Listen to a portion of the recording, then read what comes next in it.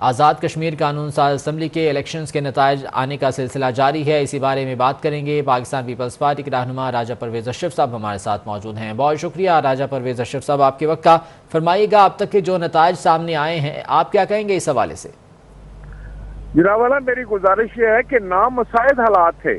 जिस तरीके से इलेक्शन सारा प्रोसेस बना और जिस तरीके से पाकिस्तान की वफाकी हुकूमत में ये इलेक्शन पर असरअंदाज हुई, जिस तरह वफाकी वज़रा ने वहां पर रिगिंग की कोशिश की, जिस तरह से प्री पोल रिगिंग हुई, इन सब मामलात को देखने के बावजूद अभी जो मेरे लिए तशवीशनाक बात है कि हमारे बहुत सारे उम्मीदवार जो कि इलेक्शन जीत चुके हैं उनके रिजल्ट रोक लिए गए हैं।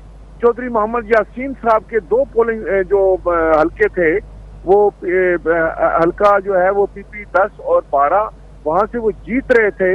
उसके बावजूद अभी तक उनको रिजल्ट नहीं कंफर्म किया जा रहा। इसी तरह कासिम मजीद साहब है हमारे फॉर्मर प्राइम मिनिस्टर चौधरी मजीद साहब के बेटे, जो क्लियर LA 2 से इलेक्शन जीत चुके हैं, मीरपुर 2 से, उनका भी अभी तक रिजल्ट रोक लिया गया।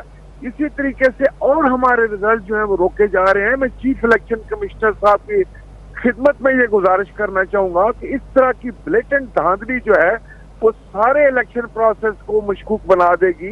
मेहरबानी फरमाकर जहां हमारे कैंडिडेट जीत चुके हैं उनको फौरी तौर पर नोटिफाई किया जाए और उनके रिजल्ट को अनाउंस किया जाए और DRO को इंस्ट्रक्शंस दी जाए कि वो फौरी तौर पर हमारे रिजल्ट जो है वो अनाउंस करें। हमारे लोग बैठे हुए मुंतज़िर हैं और ये शकूक व शुबात को जो है वो तक़वियत दे रहे हैं, जिससे सारा प्रोसेस जो है वो उस पर सवालिया निशान लग रहा है। परवेज़ अशरफ साहब, ये फरमाइएगा कि अब तक जो है वो कितने नताइज आ चुके हैं? पाकिस्तान पीपल्स पार्टी कितनी नशिस्तों पर कामयाबी हासिल कर सकी है? देखिए, जो मेरे पास मालूमात हैं खुदा के फजलो करम से, इस वक्त हम 9-10 पोलिंग जो हल्के हैं उसको हम क्लियरली जीत चुके हैं और हमारे लोग जो हैं वो बार बार हमें कह रहे हैं कि हमारे पास जो नताइज हैं उसमें हम जीत चुके हैं, लेकिन DROs जो हैं वो रिजल्ट को अनाउंस नहीं कर रहे। ROs जो हैं, रिटर्निंग ऑफिसर। ठीक है, तो सर इस हवाले से क्या कोई लाहे-अमल अपनाया जा रहा है कि रिटर्निंग ऑफिसर अगर मजीद ताखीर करते हैं नताइज अनाउंस करने में, नताइज देने में, तो फिर कैसे मामलात को आगे लेकर चला जाएगा? रोकने के क्या उसकी वजह क्या है कि चौधरी मजीद जो हमारे प्राइम मिनिस्टर थे, उनके बेटे कासिम मजीद जो है वो क्लियरली जीत चुके हैं, उनका रिजल्ट रोकने का मकसद क्या है?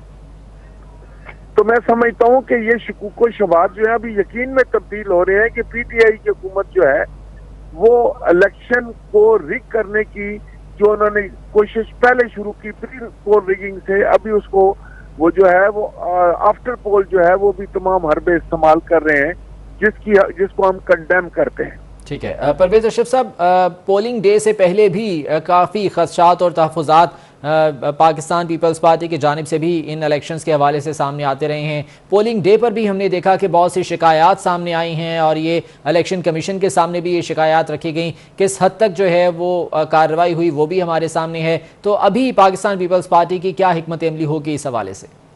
देखिए, मैं आपको बताऊं कि पाकिस्तान पीपल्स पार्टी जो है एक जमहूरी जमात है। हमने बिल्कुल साफ शफाफ इंतखाबात पर हम यकीन रखने वाली जमात है। हमारी क़यादत जो है वो साफ शफाफ इंतखाबात के लिए हमेशा उन्होंने कोशिश रहे हैं। अब भी हमारी ख्वाहिश है कि साफ शफाफ इंतखाबात जो है वही हमारा मुस्तकबिल है, वही कश्मीर कौज के लिए जरूरी है। लेकिन ये बात बड़ी ही मैं समझता हूँ कि काबिल मजम्मत है कि पाकिस्तान पीपल्स पार्टी को इस तरह रोका जाए। पाकिस्तान पीपल्स पार्टी ने जिस अंदाज से कश्मीर की आवाम ने उसका साथ दिया है उसको ट्रांसलेट होना चाहिए और उसको अगर कोई रोकने की कोशिश की जाएगी तो ये किसी तौर पर भी जमहूरियत के हक में नहीं होगा, कश्मीर काज के हक में नहीं होगा, बल्कि मैं समझता हूँ कि इससे PTI की हुकूमत जो है वो कमजोर हो जाएगी। वफाक पाकिस्तान जो है वो किसी तौर पर भी इसकी इजाजत नहीं दे सकता कि आप जीते हुए लोगों के रिजल्ट रोकें और उनको नाकाम करने की कोशिश करें। ये कश्मीर के अवाम के साथ ज्यादती है। कश्मीर के जो लोग जिन्होंने वोट दिया है उनके वोट के तकद्दस की मैं समझता हूँ कि ये बेहुरमती है। ठीक, परवेज अशरफ साहब, एक बहुत हैरान कुन चीज़ सामने आई। 5 बजे पोलिंग का वक्त ख़त्म होता है, वोटों की गिनती शुरू होती है।